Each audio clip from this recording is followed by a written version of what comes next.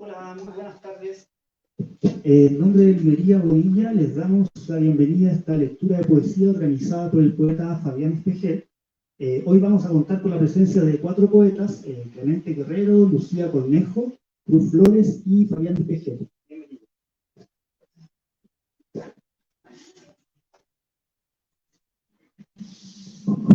Hola, buenas tardes. Muchas gracias por asistir hoy a esta tarde lluviosa. Gracias a las personas que quizás nos estén viendo por internet. Solo un pequeño aviso: la poeta Estefanía Arista, que también estaba invitada a esta mesa, no pudo asistir por causas de fuerza mayor. Entonces, bueno, desde aquí le enviamos un fuerte abrazo. Y bueno, pues yo creo que podemos comenzar con la lectura.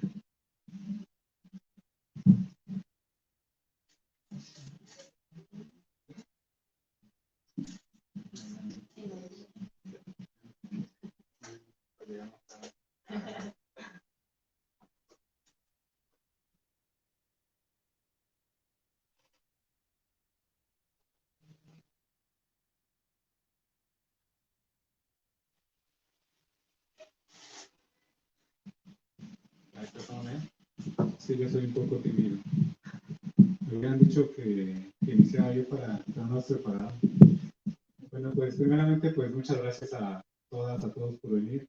También muchas gracias a Fabián por organizar esto y por invitarnos.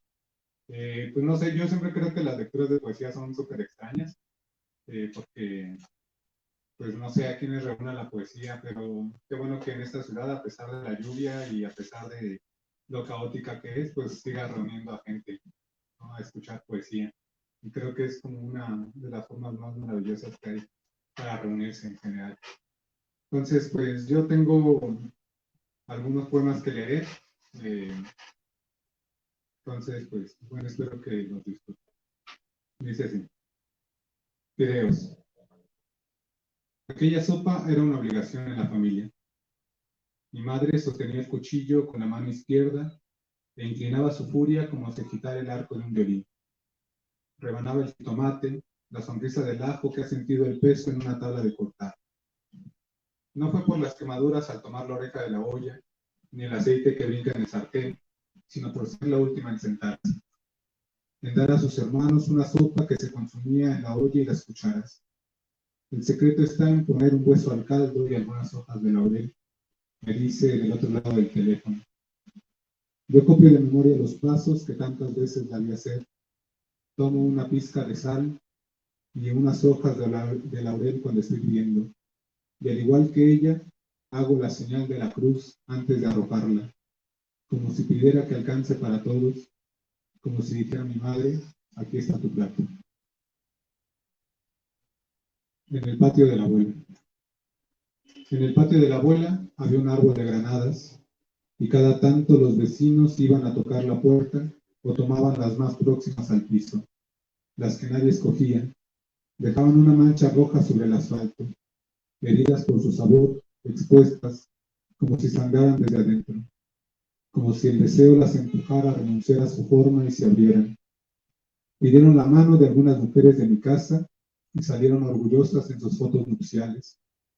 Cuando regresaron por la muerte del marido o la sabiduría del divorcio, todas ellas regresaron abiertas, sangrando de sí mismas. Bueno, leeré uno más que también quiero como agradecer a la Librería Bonilla, porque me parece también un espacio muy lúdico y muy bueno también. Creo que ahí hay una parte del exilio que se va tejiendo en todo esto.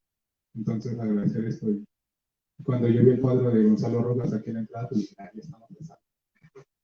Entonces, voy a leer uno más, también porque me gusta mucho el box y porque hace poco pasaron 2 peleas muy importantes en la historia del boxeo. Entonces, va a decir: Aguamiel. La primera vez que cayó mi abuelo, no me dejó ayudarlo. Tambaleándose con pasos cortos, dejó que la gravedad lo confundiera con el piso. Él, que me había enseñado a caminar el ring y la sabiduría del jab, no me dejaba levantar ese cuerpo de trapo remojado en sus propios orines. Yo seguía sus pasos, y los domingos por la mañana hablábamos de las peleas que la tele pasaba por la noche. A veces me hablaba del pajarito moreno, de la gente del amasijo, panaderos o albañiles como él que tiraban el guante. Pega como fajador, muévete como estilista, me repetía al salir y ya nadie sabía de él hasta la noche. Todos los héroes fracasan, me doy cuenta, pero sé que nadie me entendía como él. Y qué difícil la hombría a la hora de un tiro cantado, de la mirada sostenida. Me trenzo a vergazos con mi abuelo, por la parte de él, de hombre, que llevo hasta la médula. Yo entiendo que esa búsqueda viene con el cuerpo.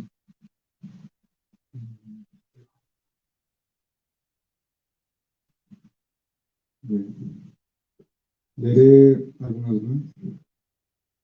Dice así. Ruda, Albahaca y Santa María. La abuela pasaba un huevo sobre mi frente, sobre los labios, mis ojos, los oídos, mientras repetía en su lengua palabras que me inundaban de copal. Caminaba descalza y pedía al mundo de arriba y al mundo de abajo su permiso. Se amarraba un listón rojo al cabello y su voz se volvía un caer de piedras sobre piedras en las barrancas de mi espalda. Cada vez que soplaba el caracol y ese manojo golpeaba mi cuerpo, podía sentir el acomodo de una vértebra, un tendón que había dejado su paso por el lodo siglos atrás. Ya, un último para no abrumarnos. La chiquita, dice así, cotorros. Los primeros en comer eran los pájaros. Mi abuela se levantaba muy temprano a cambiarle su alpiste y el papel cagado de su jaula. Me enseñaba las cicatrices de su mano y me decía, métela rápido si no quieres que te pique. Después de los pájaros, empezaba a cocinar. Su esposo desayunaba mientras servía el café. Sus hijos desayunaban hasta el último sorbo de café que no era para ella. Los primeros en comer siempre eran los pájaros.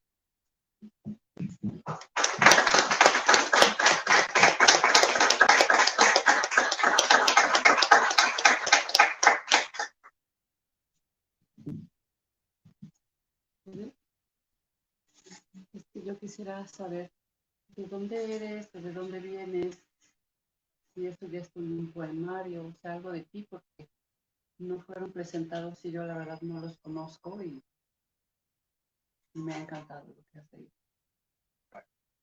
Pues yo soy de aquí de la Ciudad de México.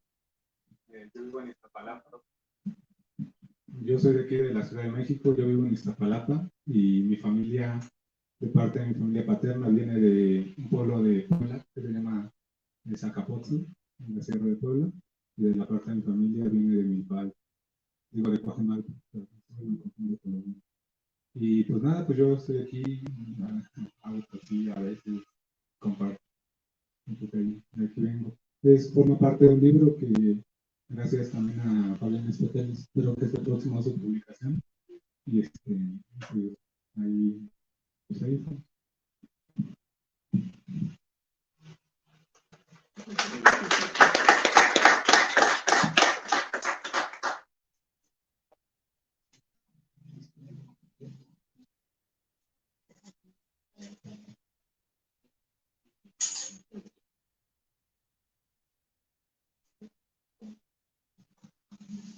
Hola, muchas gracias por estar aquí. Estoy muy contento de poder presentarme a leer después de un tiempo que no he leído. Y pues bueno, yo igual me presento antes de empezar a leer. Me llamo Cruz Flores, escribo poemas. Como el resto de mis compañeros aquí presentes, estuve en la Fundación para la Letras Mexicana. Y pues nada, ¿no? Muchas gracias por atendernos y escucharnos. Yo, bueno, mejor, ¿verdad? ¿Sí? Ok, sí, es que tengo una voz un poquito rara. Pero bueno, pues igual, gracias por estar aquí. Estoy muy contento de poder compartirles estas cosas. Les voy a leer primero algunos poemas de mi primer libro, que se llama Fracción Continua, que recién o hace poco publicó el Fondo Editorial del Estado de México. Y este libro tiene una historia muy curiosa porque lo empecé a escribir en la fundación cuando era una persona muy distinta probablemente, y yo pensaba que el tema del libro, o que digamos como que la sustancia o la cosa que yo quería decir en el libro era una, pero resultó ser otra. Y eso se ha notado en la recepción, porque el poema más popular no resultó el que yo creía que iba a ser. Pero bueno, ahí les van los dos. A ver cuál creen que es el primero y cuál el segundo. Historia universal. Veo los mapas de los hombres, actos, quehaceres, proyectos, dedos que se abren ante mí, voces que indican todo lo que ves será tu herencia. Hablan y parecen brillar, incuestionables. No hago preguntas, voy con ellos. Solo entonces me doy cuenta de remiendos escondidos, fisuras en la tela. Donde antes habían islas, solo existe un mar oscuro. Pero la historia sigue ahí, presente y eterna, como la estrella de la mañana que no sé distinguir porque nunca la he visto. Las cosas grandes cambian cuando miramos detenidamente. Los hombres indican el camino que debo seguir para reclamar su historia. Yo prefiero desviarme. Y este es el otro. Olvidar es un trabajo. Lo hacemos diariamente y en conjunto. Pulimos el olvido como una superficie, las esquinas redondeadas, suaves al tacto. Olvidamos con las manos, nos encerramos en un cuarto donde no pegue mucho el sol y no se filtre la humedad. Ensayamos lo último, adquirimos destreza, cortando, armando, depurando, para volver las cosas más simples, aunque se agrietan. Y bueno, en eso de hacer las cosas más simples, aunque se agrietan, está lo que en verdad quería hacer, pero yo no sabía. Hace unos 5 años que escribí este libro, y hasta ahora que lo publican y que circula y todo eso me doy cuenta, ¿no? Y en ese tenor de querer hacer las cosas más simples, les voy a leer algunos de los últimos poemas que he escrito, que se parecen mucho a otros o son parte del mismo proyecto con el que llevo jugando un par de años, pero pues esta formulación es nueva y pues ustedes van a ser las primeras personas en escucharla. Tiene un epígrafe de William Butler Yeats. Porque ellos han cambiado sus gargantas y ahora tienen las gargantas de las aves. Si esto fuera una casa para una familia feliz, en un lugar feliz, con cuadros en la pared, con moho bajo las marcas, con la forma de una casa, si esto fuera una casa, sería, pero ¿de quién? ¿Quién viviría en ella? Barrería las esquinas, movería las sábanas para que no se empolven. Si esto fuera una casa, nunca estaría sola. Si esto fuera una casa, alguien viviría en ella, abriría los ojos, cerraría las persianas y saldría a caminar allá a la calle, respirando. Invierte en su futuro hoy. Hablamos de lo eterno, una casa con jardín en un barrio seguro, donde los niños no juegan a las armas y los adultos no toman cerveza a las 12 del día, en la calle, sus espaldas doradas por el tiempo y el sol, y nos ponemos a ver casas que no podemos comprar, pero qué lindo sería, imagínate a tu perro, tu camioneta, tus hijos, imagínate el tiempo de tu vida en el barrio donde quieres vivir, imagínate envejeciendo allí con toda calma, próspera, con tu familia, alrededor, en la cama, mientras te vas durmiendo en paz, acompañada, te mueres y no hay nada más que la puerta de una casa, entras, columpias una mano en tu vacío y estás en el departamento, te rentas, no hay casa, familia, ni perro, no hay nadie. ¿Eres la persona que soñabas cuando eras adolescente? Toda tu vida hubo algo que no sabías decir, que no podías decirle a nadie, y era tan natural como la luz en la ventana, como el crecimiento de las plantas en el asfalto, y era una canción, y era la verdad, y era la poesía, pero mejor la ignoras y tu vida sigue. Si otro día, en otro tiempo, en otro mundo, tú, si tus palabras fueran oídas, si tu silencio tuviera nombre.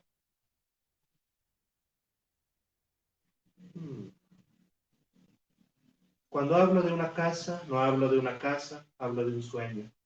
Es un sueño de la infancia, y el barandal y la cocina y el retrete.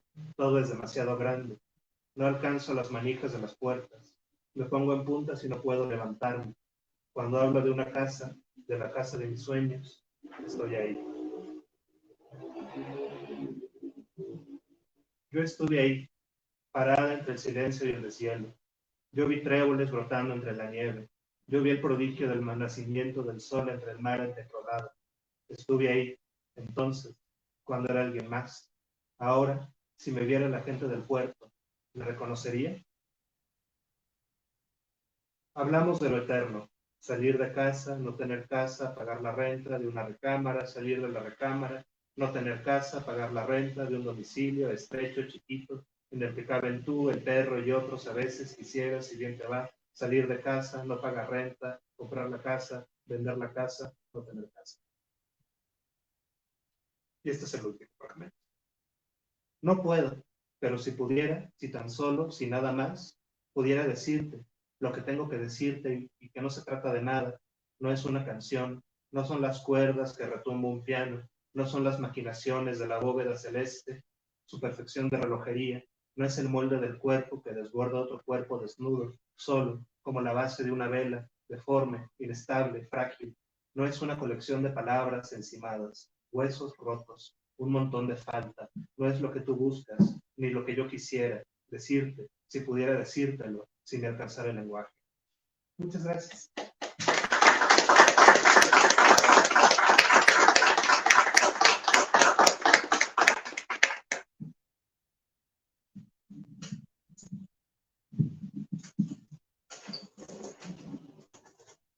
Me voy a acercar para ver si se escucha bien, más o menos.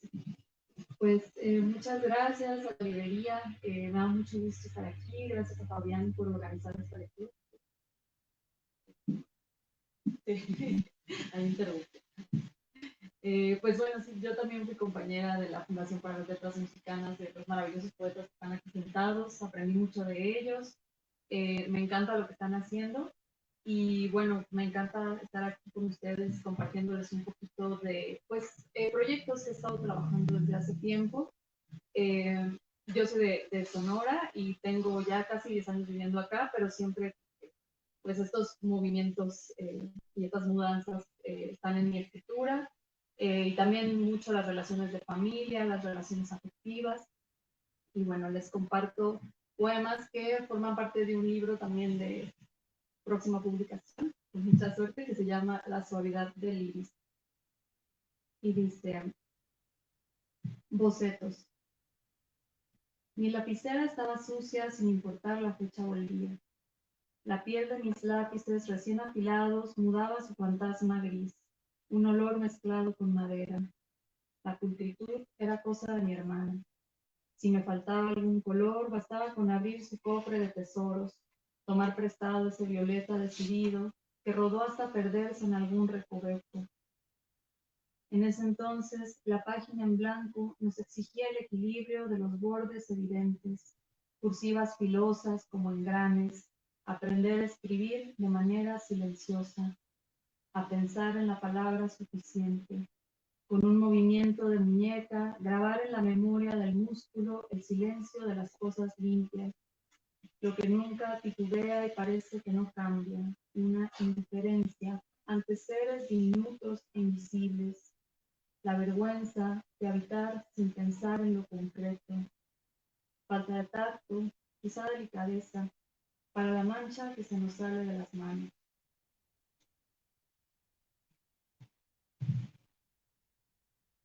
El siguiente se titula Duda en sepia. Podría decir, en esta foto los ojos de mi abuela se parecen a los míos. En ese instante buscaron en la cámara el futuro. Podría decir que la miro porque la quiero, intencional, en la cosquilla de verla y reconocerme.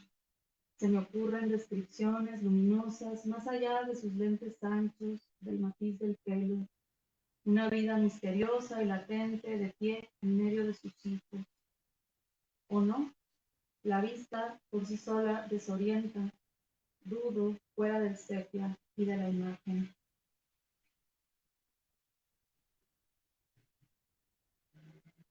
Primera distancia.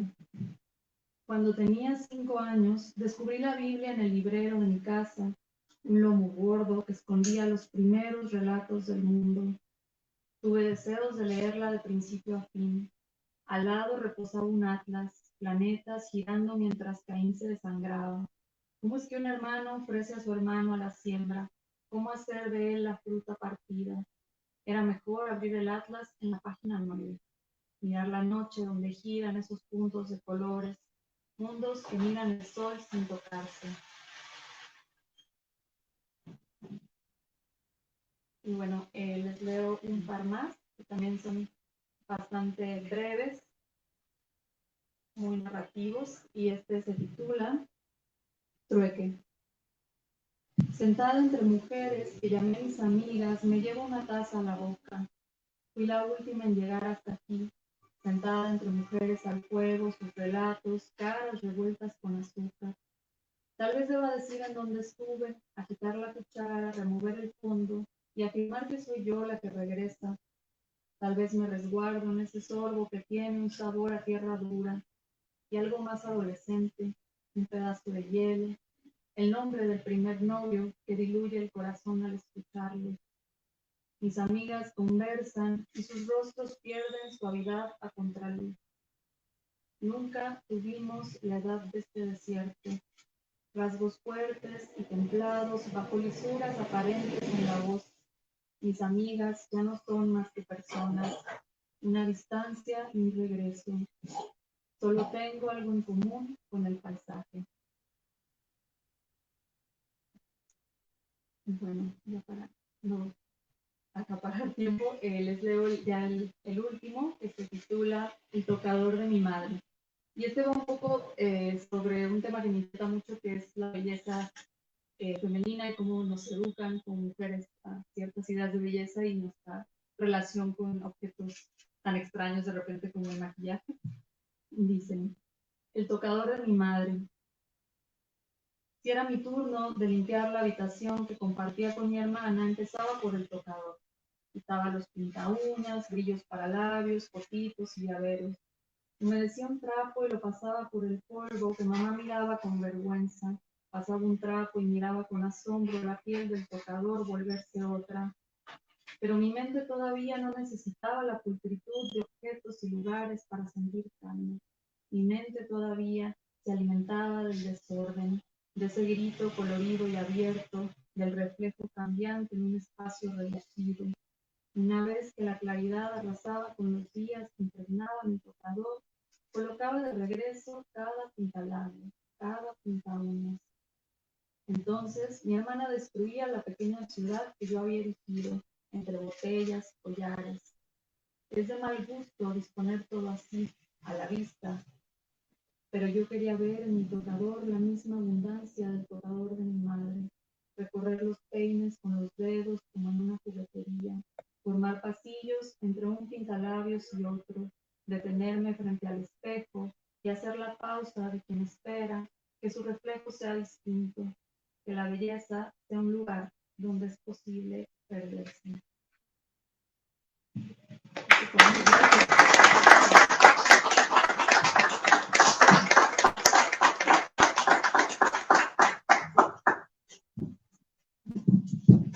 Hola, buenas tardes. Bueno, antes de empezar quisiera agradecer la presencia de Clemente, de Lucía, de Cruz, por haber aceptado formar parte de esta lectura. A continuación leeré un par de poemas de mi libro Antártida, que saldrá pues, ya en unas semanas, con el sello del Fondo de Cultura Económica.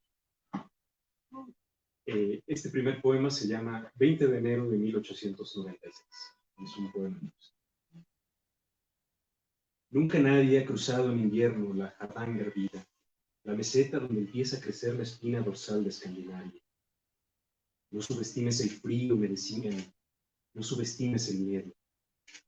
Le propuse a L que lo hiciéramos, que empezáramos en Mogen y que celebráramos nuestra victoria acampando al otro lado, en Garen. L aceptó y salimos de Cristianía después de Navidad. Fue la primera vez que tuve miedo. En Mogen nos hospedó una familia sana. Están dementes, decían, mientras nos daban pan, un plato de vinos y un vaso con agua. Nunca nadie ha cruzado en invierno la Hardanger hervida. Les dimos las gracias y salimos como sale el calor de las hormigas. Decir adiós nos entumía las manos. Mira ahora los cielos y cuenta la nieve que trajo la tormenta, si es que la puedes contar. Así serán tus consecuencias. Y los termómetros hablaban cada vez más bajo hasta que no pudimos escucharlos. Al parpadear, podíamos ver cómo nevábamos por dentro. Allanamos una de las cabañitas que los pastores de renos habían ideado para estos casos. Vacía, con la puerta y las ventanas claveteadas. Un sarcófago que solo aparece en el mapa de Mejores Climas. Él y yo encontramos harina de trigo y cenamos un potaje improvisado que nos quitó el hambre y nos ayudó a conservar las provisiones. Esa noche tuvimos pesadillas. Soñé que me enterraban en la nieve. A él le amputaban 4 dedos. Pudo más el frío que nuestros sacos de dormir hechos de pieles invernales, que las galletas y las barras de mantequilla y chocolate que llevábamos para sobrevivir, que la plasta de pulpa humedecida que fue nuestro mapa, que la tímida brújula que solo se dio por vencida cuando nos derrotó la nieve, que los dedos de él que casi se partían a la mitad. Regresamos pasada una semana. El periódico nos daba ya por muertos. Cerca de Garen, un granjero vio las huellas de nuestros esquís a varios metros de su casa. No daba crédito a sus ojos. Nosotros a seguir sintiendo frío. Las montañas pasan de largo ante el alivio porque están hechas de algo más duro que la calma. Pasan de largo ante el júbilo por ser más duraderas que los cuentos del miedo. Puede la nieve pasar ante el frío porque sabe derretir las velas de un corazón a punto de apagarse. Nunca nadie ha cruzado en invierno la Hardanger hervida, donde el cielo tiene la misma luz que las navajas. El siguiente se llama Paso del Noroeste. Está inspirado en un explorador inglés que intentó cruzar el archipiélago canadiense de Atlántico a Pacífico. Una foto con la mirada ausente y un párrafo en el viejo libro que dice ocupación y hazañas, apuntándoles familia, incómodas verdades, o ese verano de hepatitis que pasaron leyendo las historias de las exploraciones polares y por eso no fueron poetas, auxiliares de cocina o agentes de viajes. Sir John Franklin, capitán de la Royal Navy, lideró 2 viajes al archipiélago de Canadá no muy sobresalientes. Sir John Franklin, explorador del Ártico británico, partió con 128 marineros y 2 barcos para atravesar en 1845 el Paso del Noroeste, una ruta interoceánica entre Atlántico y Pacífico que nadie había cruzado. John Franklin y 128 hombres llegaron a los puertos del hambre y la hipotermia en Nunavut. Como los muertos, nadie pudo recibirlos. A veces la misión es un paisaje neblinoso que obsesiona los mapas, un puerto donde atracan todas las rutas del día. Solo cambian los barcos, la dirección del viento, las equivocaciones. Solo es diferente el desayuno, el poco tiempo, el aire insuficiente y las manos exhaustas de volver a pensar más. Siempre se puede más. Y entonces ya mordimos el anzuelo. El siguiente poema se llama Prehistoria. Noche a noche hay que escribir de nuevo un taco fresco, una marca distinta donde está rota la tablilla. Y vuelvo como los buitres a escarbar tu nombre, nuestro baño en el río, tus labios. Supe quemarme sin tocar mi piel, escribirme en la tierra con un malestar que borrará la lluvia. La historia no comienza sino dentro, cuando el dolor rasca el pecho y se pueden ver los espacios en blanco. Abrir los ojos es romper lo que hemos visto tantas veces. El siguiente, bueno, los 2 siguientes van, digamos, como acompañados. El primero se llama De un sueño que tuvo el capitán en su paso por Madeira.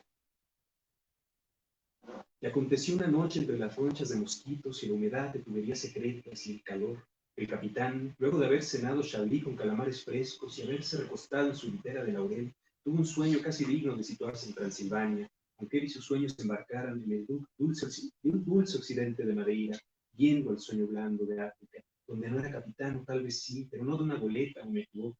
Lo cierto es que no iba hacia el sur, sino más lejos, tanto que le harían falta 2 docenas de rosas de los vientos, un ramo de constelaciones rígidas y un camino absoluto que pudiera llamarse a todos lados.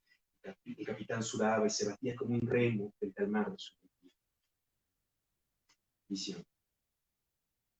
Entonces era sólida y podía repasar sus pliegues fríos con mi mano, acercar la mejilla a su textura clara y alcanzar con mis ojos el techo tan real como el teorema de Pitágoras.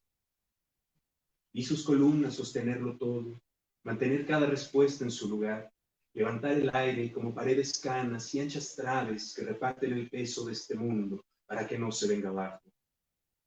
Para no ver qué frágil el paisaje, ese lugar en blanco en que se yerguen solo una vez estas columnas, donde entraba la luz ordenada y perfecta, como el peso del fuego, irrefutable. Nieve. No es otra página desierta, ni es otro territorio para que la miopía lo pueble de hilos negros.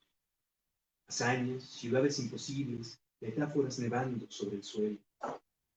No es la llaga polar de un sufrimiento, no son las ciudades perfectas de la tundra, no es un adelanto del nirvana, como si la sola blancura no bastara para cubrir los hombros de un color absoluto y deshacernos. Y ya para terminar voy a leer este poema un poquito más largo que se llama Mantos acuíferos y tiene un epígrafe de la poeta María Baranda que dice: no tengo ya otra luz que la del río.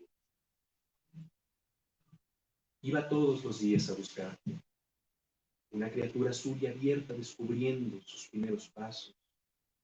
Iba todos los días, siervo, a lamer en tus venas vulneradas, a llenarme la boca con tus pasos, a mojarme los ojos. Iba todos los días a buscarte. Mi nombre es labios, o la orilla misma que sabe dónde dividir el mar, una frontera delicada de sal y sombra. Ustedes, ciudadelas marinas, no olviden repetir que yo soy la que soy. Mi nombre es labios, porque fui una raíz en lo más íntimo de la ribera. Creí que en sus filas abiertas cabrían todas las montañas, que en sus vidrios se bañarían las piedras. Creí que el sol reposaría su rabia y su puntualidad con otro sorbo.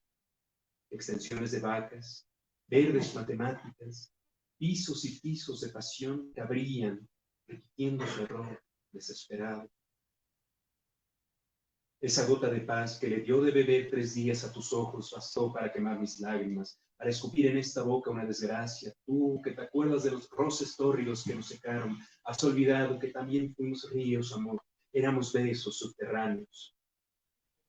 Solo fui ojos para buscarte, los mismos que otra vez se deshidratan. Solo estos labios, por tal parte, se cortan como viejos pergaminos, y mi lengua fue un montón de leña lista para arder, con la promesa de mejores cielos, de mejores lluvias. No escuchabas mi voz, apenas una gota subjetiva gritando debajo de tus plantas. El desierto no siembra el fuego de su voz en los estuarios, la sed no espina la frente de los cauces, no corrieron su carrera de vidrio los halcones, no observaron el sueño frágil de una carpa, lo que alguna vez fueron corrientes, se lo ha sangrado todo la tristeza. Iba todos los días a buscarte. Aquellas cicatrices eran vetas duplicando el cielo. Todas las moscas muertas, mariposas, tocan mis huesos. No hay mandíbula que pueda triturar tu arena. No hay llanto con el cual pueda recogerte mis ojos. Cubrir esta lesión donde tu lomo descansaba, donde estos agostados pliegues se volvían labios. Mi corazón fue el pozo que tus manos desecaron, lo dejaron inútil, desolado, como soles perdidos en la niebla, como bosques que los dientes del hambre derrumbaron. Aquí donde es la sed, mantos acuíferos habrían enterrado la liquidez de mi amor y no estos sembrados de miseria. Arriba el sol, abajo, frases de polvo que no podrán ser dichas. ¿Qué se perdió en esos silencios pegados al agua?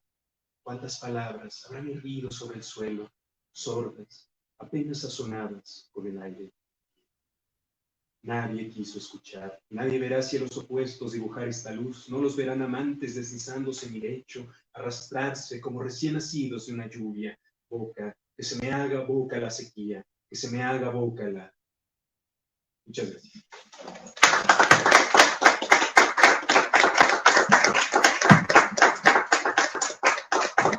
Aprovechando que están los poetas aquí, si alguna persona del público quiere hacer algún comentario o alguna consulta, por favor, el micrófono disponible.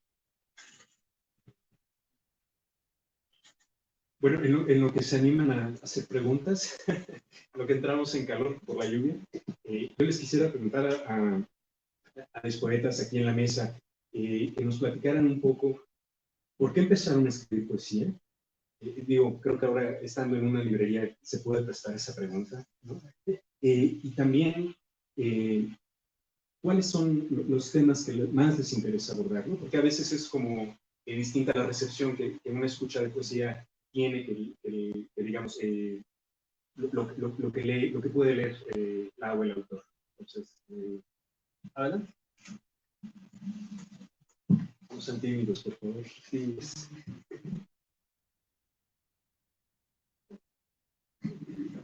Yo tengo una anécdota muy vanidosa y poco profunda, pero me gustó la poesía, sobre todo, bueno, yo no sabía que podríamos nombrarla como poesía o no, pero desde muy niña me interesó escribir, me parecía como un espacio pues muy juguetón, yo más bien leía novelas de aventuras, fui de la generación Harry Potter y todo esto, pero siempre me pareció interesante la parte del sonido, me parecía interesante cómo luego ya que estaba viendo algo de poesía en la escuela, de pronto se me ocurrían versos o frases y las escribía y luego se las leía a mi mamá o a mi papá y decían, ay, ¿qué es esto? Interesante. Entonces es como que yo decía, esto genera una reacción en las personas y se da como una especie de situación particular, no sé, y como que desde entonces me emocionó mucho, no sé, siempre es algo que he disfrutado hacer, que se me va el tiempo luego haciendo. Y bueno, ya ahora en otros momentos y estando en otros lugares, con otros aprendizajes, pues veo que es una manera de conectar con, para mí al menos, con el entorno, con mi interioridad, con otras personas también, ¿no? Creo que en la rapidez del mundo en el que vivimos actualmente, creo que la poesía es como un momento para detenerse casi de meditación de repente, no sé. Creo que es una intimidad particular, ¿no? Pero sí me parece un oficio bastante complejo, difícil y pues le tengo mucho respeto. Y es, bueno, es como mi anécdota, no sé si.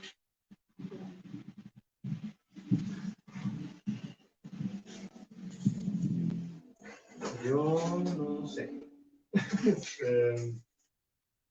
Siempre me ha interesado el lenguaje también.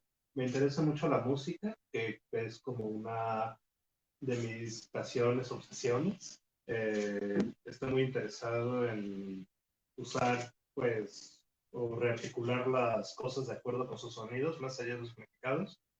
Y ese es un interés que me ha llevado a hacer cosas desde siempre, ¿no? Bueno, desde la infancia, y en la adolescencia, yendo a conocer la poesía, digamos, así como yendo a ser afectado por las cosas, justo como dice Lucía, pues es una forma de encontrarte con el mundo, ¿no? Como de articular la realidad de formas que te sean, no me gustaría decir soportables, pero que te sean más naturales, ¿no? Porque siento que de alguna manera las personas que tendemos mucho a lo intelectual, como yo, o a las personas que tienden, digamos, a tener cierta separación de la realidad real, necesitamos un filtro que permita que el mundo no nos atraviese. Y creo que eso, para toda la gente a la que le gusta la poesía, o para toda la gente a la que le gusta el arte en general, pues sí, es una forma de acercarse, de acceder a otro tipo de cosas, a otras realidades, pues que nos pueden ser lejanas o nos pueden ser difíciles, pero a fin de cuentas se vuelven más nuestras cuando encontramos a alguien que puede articularlas de una manera que se nos hace, pues, cercana, ¿no? Y creo que va por ahí.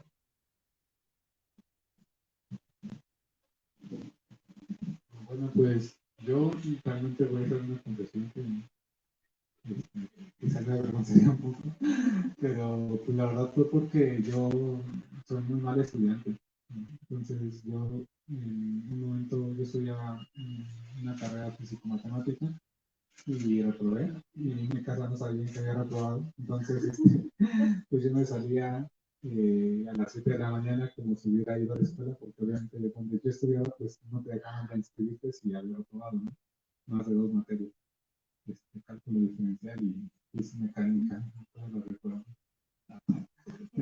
Y entonces pues yo me salía a las 7 de la mañana, pensando, pues, engañándome y engañando a mi familia. Y me salía, pues, a ver qué hacía, ¿no? En mi mente estaba de que iba a estudiar para pasar mis materias en los extraordinarios. Y entonces, pues, yo intuía que eventualmente tenía que ir a la biblioteca para estudiar, ¿no? Y entonces me iba a las 7 de la mañana y a las 8 me comía una torta de tamal o algo así y esperaba que abrieran la biblioteca México que está en Banderas. Entonces, pues yo esperaba que abrieran la biblioteca y ya cuando abrían, pues ya me metí ahí a la biblioteca a estudiar un poco. Y de repente, pues lo que pasa como comúnmente en las bibliotecas, ¿no? O sea, que un libro te va llevando a otro libro y un autor te va llevando a otro autor. Y yo leí muchísimo, pues no sé por qué razón estaba muy interesado como en la historia. Y leí muchísimo a Ricardo Flores Magón, sobre todo los discursos de Ricardo Flores Magón y las cartas de Ricardo Flores Magón, que son bellísimas, unas cartas de amor, que ahora quizás no sonarían cosas, pero que cuando un adolescente las lee, lo deslumbran muchísimo, ¿no? Entonces, pues toda la retórica por las que están construidas las cartas y los discursos me llamó poderosamente. Yo decía como que yo decía que era como algo como poesía, ¿no? O sea, como que era una habla que se escapaba del habla común. Y pues eso fue como me fue llevando. Creo que como que te vas volviendo como cazador de esas frases, de esas iluminaciones que te van sucediendo. Y también siento que a mí algo que me influyó mucho fue, o ha sido la canción popular, ¿no? Por ejemplo, recuerdo muchísimo este vallenato que gracias a los sonideros mexicanos hicimos cumbia, que es El diario de un borracho, que dice una frase, ¿no? Las estrellas me iluminan al revés, ¿no? Cuando está hablando de su tristeza. Yo recuerdo que cuando me puse a escuchar la letra de la canción, llegué a esa frase como que, wow. Entonces, como que pues, han sido como mis abrevaderos de donde me he agarrado como para, pues, ahí medio meterme yo en algo, ¿no? No sé realmente como para qué escribo, creo que ahora lo hago para entenderme más, para comprender más lo que pasa por mí. Y siento que eso me ha ayudado mucho, o sea, como que esos referentes me han ayudado mucho, como un poco lo que decía Cruz, de lo que te traspasa del mundo. Y pues siento que ahí andamos.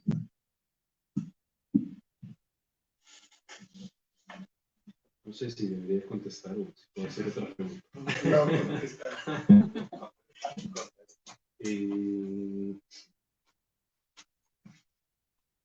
No lo sé, creo que es como una respuesta difícil. Yo creo que, bueno, en mi caso, creo que la poesía fue como la manera de darme cuenta que se podía como verbalizar ciertas emociones o ciertos pensamientos, ¿no? A veces uno cuando, quizás sobre todo cuando es adolescente, quizás en otras épocas también, como que uno trae cosas que le dan vueltas en la cabeza, ¿no? Que uno quizás no sabe, que puede sentirlas, pero que no necesariamente sabe cómo articularlas. Entonces creo que la poesía, por lo menos para mí, o sea, en un primer momento fue esa manera como de entender cómo se podía como, articular todo eso, ¿no? Y bueno, ahora me parece que, bueno, un poco, o mucho, mejor dicho, siguiendo a la poeta Wisława Szymborska, o sea, ella dice en algún lado que la poesía nace de un constante no lo sé, ¿no? Y creo que bueno, me gusta también pensar como la poesía como una pregunta, y como una pregunta que de alguna manera se vuelve un viaje, ¿no? O sea, se vuelve un viaje hacia adentro, pero también es un viaje hacia nosotros, pero también es un viaje hacia afuera, ¿no? Y en ese viaje puede haber quizás múltiples interrupciones. Uno puede no llegar al trayecto que se propone en un viaje, uno puede llegar cambiado, transformado. Entonces, pues creo que por eso me subí al barco de la poesía de cierta manera, ¿no? O sea, me interesa, ahora me interesa la poesía como una manera de intentar entender un poquito más la realidad, ¿no? Ya, o de afrontarla, ¿no? Como han mencionado mis colegas. Y bueno, creo que esa sería mi respuesta. Si alguien no tiene otra pregunta, si alguien todavía no sé, a mí me gustaría preguntarles, eh, ¿eh? Creo que algo en común que tenemos es quizás la generación. Entonces me gustaría como conocer su opinión sobre el término poeta joven. ¿Qué es un poeta joven? ¿Son ustedes poetas jóvenes?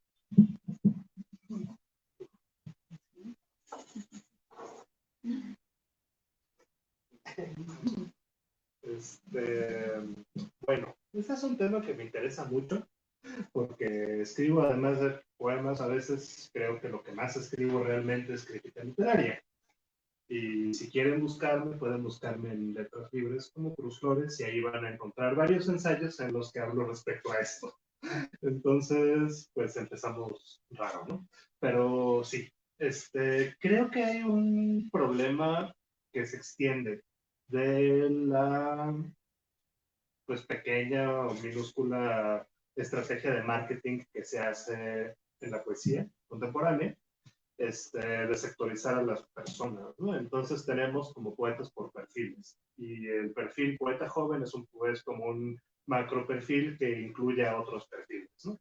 Poeta joven feminista, poeta joven en lenguas originarias, poeta joven en diferentes categorías. Y esas categorías pueden ser funcionales en un sentido político, probablemente de ayudarnos a visualizar una diversidad muy grande que está pasando y que celebro completamente, pero también corren un peligro para las personas que escriben poesía, porque nos pueden empujar a que a mí me gustan estos y estos.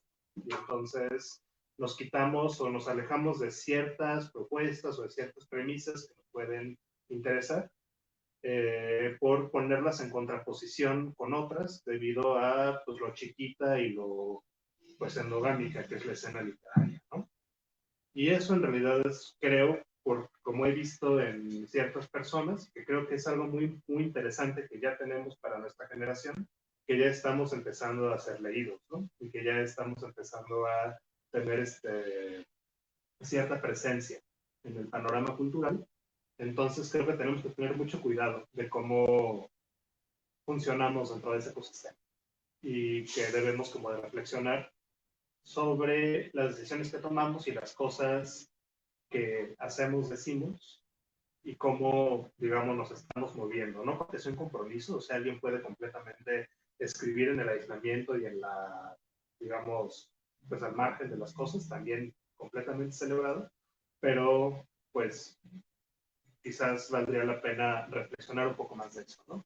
Y entonces viene pues, la oportunidad o la posibilidad de la crítica.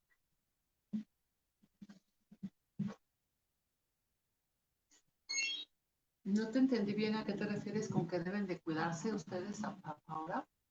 Bueno, de que hay muchos patrones que podemos repetir, digamos, con el sistema literario, o sea, buscando becas, buscando reconocimiento, buscando afiliaciones y tal, que no es muy, supongo, como muy cómodo hablar de eso quizás, pero muchas veces adaptamos nuestra estética a las cosas que están pasando y queremos como operar para eso. Entonces, debemos como de mantenernos con lo que queremos hacer.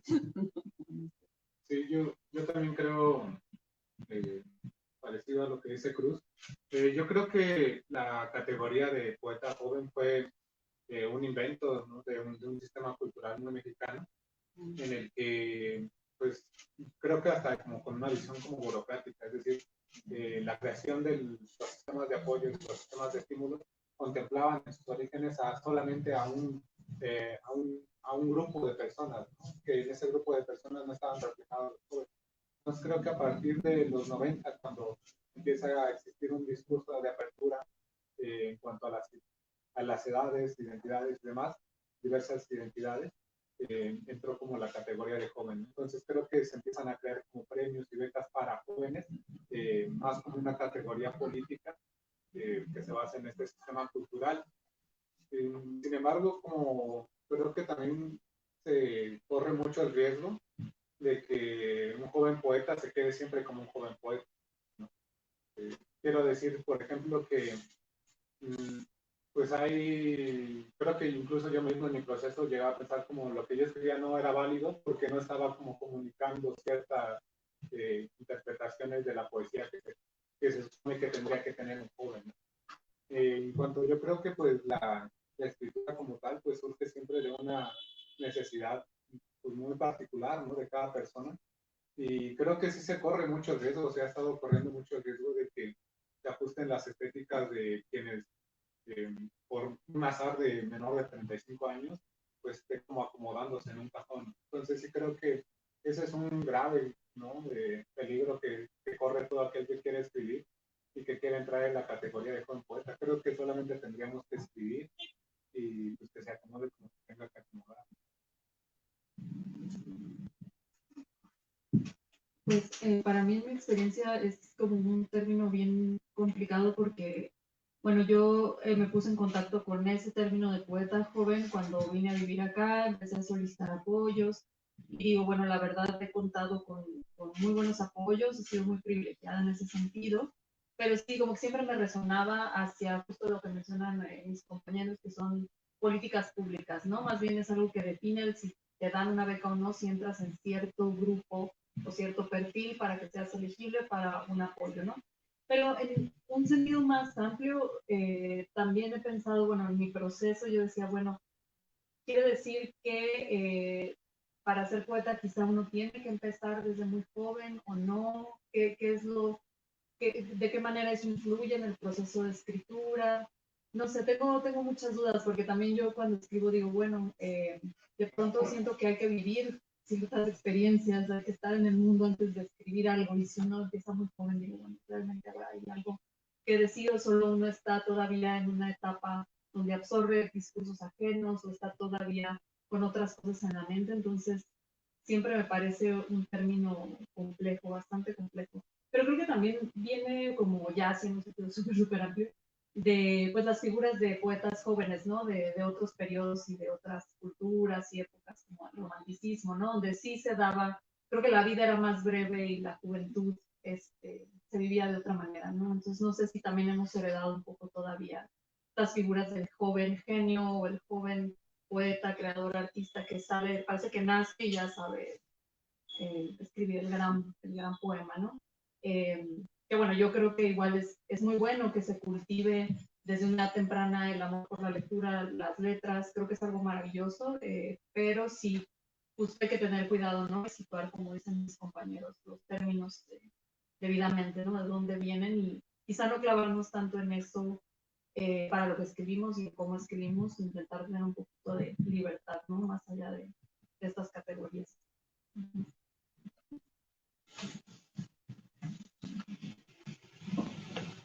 Bueno, lo que yo creo no es tan sesudo, tan exacto como se ha dicho aquí, de lo cual me identifico mucho, pero a mí más bien me despierta una, pues no sé si reflexión o recuerdo. En un discurso que da Seamus King, dice algo así como, en el camino de la poesía todos somos principiantes.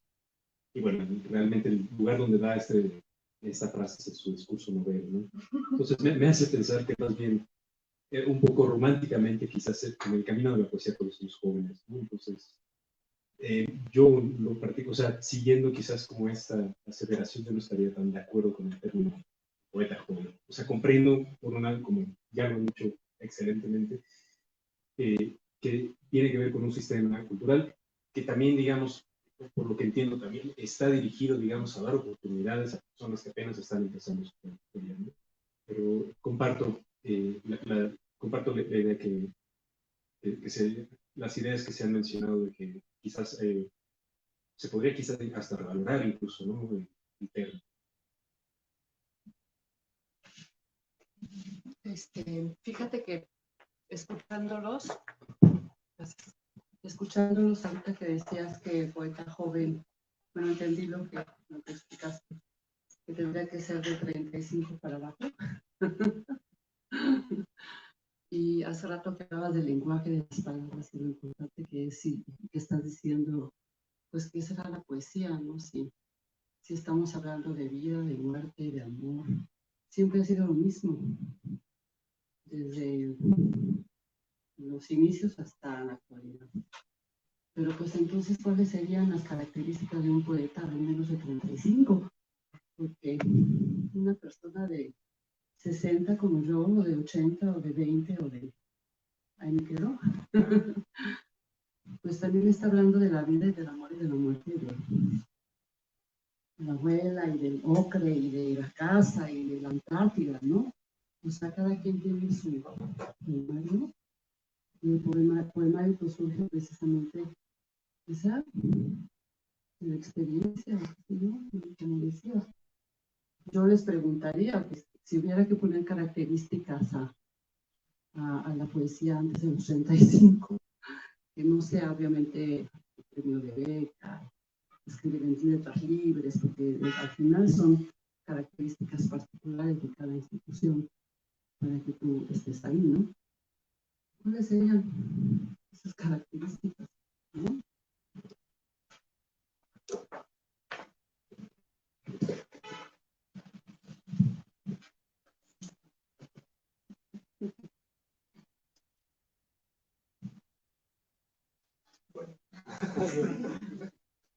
Pues, justo como decía, pues es un problema, bueno, yo lo veo como un problema estructural del sistema de la cultura en México, que pues justo, ¿no? Que no se piensa, o se piensa mucho, o se llega a fetichizar desde hace unos buenos, no sé, 20 años, la idea del poeta joven, ¿no? Y que se privilegie un poco, o la mayor parte de los premios, y así son para menores de 35, menores de 40, ¿no?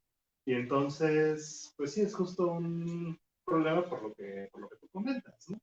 Y quizás pensaría que hay ciertas características que comparte todo el sistema cultural, o sea, también los artistas, también los cineastas, etcétera, que vienen de, pues, estar en el centro o venir o tener relación con el centro, con la Ciudad de México o con los centros, digamos, no sé, Monterrey, Guadalajara, y tener conexiones con el mundo de la cultura y tener ese tipo de cosas que es básicamente como una empresa o como un trabajo en gobierno. O sea, a fin de cuentas, supongo que el capitalismo nos devora a todos y en buena parte el éxito literario depende de esas mismas cosas. Pero a fin de cuentas, cuando nosotros ya seamos polvo y quedan nuestros libros, quién sabe quién nos vaya a leer y va a dejar de importar si somos poetas jóvenes o no. Entonces, creo que lo mejor de todo sería no preocuparnos por eso, o al menos, o sí preocuparnos y no movernos si queremos hacer carrera, pero movernos como privilegiando o teniendo el centro en nuestro año. Yo también quiero decir algo. Por ejemplo, la característica de los 35 años es como un criterio pues, que surge de Naciones Unidas, ¿no? Es como definieron internacionalmente hasta qué edad se es joven, hasta los 35. Digo, yo no sé si alguien de 30 sigue siendo joven, yo me quedo con mis reservas. Digo, lo digo por mí mismo. Sin embargo, o sea, creo que se puede ver el tema como dentro de dos vertientes, sobre todo como lo de las características que se nos preguntan. Una que sí es verdad que, digamos, surge como a partir de un aparato cultural, ¿no? Como lo menciona Cruz, y creo que sería muy interesante un ejercicio, ¿no? Que es tomar la lista de los últimos 10, 20 años de quienes han ganado los premios de poesía joven, de todos los premios de poesía que existen, y cuántos de esas personas siguen escribiendo, cuántas de esas personas siguen leyendo, ¿no? Creo que la lista de esos poetas jóvenes se reduciría mucho. Yo, por ejemplo, creo que una poeta que ganó un premio muy importante de poesía joven, el de Elías Mandino, es Kira Galván, ¿no? Que incluso también ha presentado sus libros acá, y que a mí me parece una poeta muy, muy, muy excelente, ¿no? Sin embargo, pareciera que como que en el aparato cultural, a pesar de que ha seguido publicando, ha sido menos visibilizado, ¿no? En estos últimos años han como visibilizado un poco más. Pero asimismo podemos ver, por ejemplo, creo que Jaime Reyes también premio de poesía joven y demás. Entonces, siento que en cuanto a las características, pues más bien preguntarnos eso, o sea, como que quiénes de quienes ganan siguen escribiendo, ¿no? Siguen publicando, siguen leyendo sobre todo. Y también creo que también existen sí categorías de jóvenes poetas, pero no sé, siento que eso es una cosa más como de una experimentación a largo plazo, es decir, yo sí creo que cuando yo doy talleres de literatura en el Politécnico y cuando alguien me llega que recién está descubriendo la poesía o que recién está descubriendo la literatura, me doy cuenta que está recién descubriéndola, ¿no? En sus textos. Y creo que eso sucede a lo largo del tiempo, ¿no? Es decir, poetas de 50 años seguramente reconocen cuando alguien está empezando, cuando saca su primer libro, su segundo libro, porque el tránsito es distinto, ¿no? Entonces creo que habría que separarnos de las categorías del aparato político para, digamos, entablar un diálogo con los pares, ¿no? Y con los pares mayores que pueden o no estar de acuerdo con las estéticas, pero creo que reconocerían quién, o serían, digamos, los mejores para decir quién sí es poeta joven o no, ¿no? Pero creo que es por el mismo camino de la escritura. ¿Puedo decir algo por último ya? Infinito. Sí, bueno, entonces ustedes serían poetas viejos que en algún momento determinado, o también se habla mucho de cuando un poeta ya es un poeta maduro, ¿no? Y pues reconocemos también a los poetas, a grandes poetas que ya tienen una trayectoria y que están siendo leídos. Pues yo de todo lo que dicen estoy de acuerdo, ni poeta joven ni poeta viejo. La madurez en la poesía puede venir en cualquier momento, ¿no? Entonces simplemente es poesía. Nada más, gracias.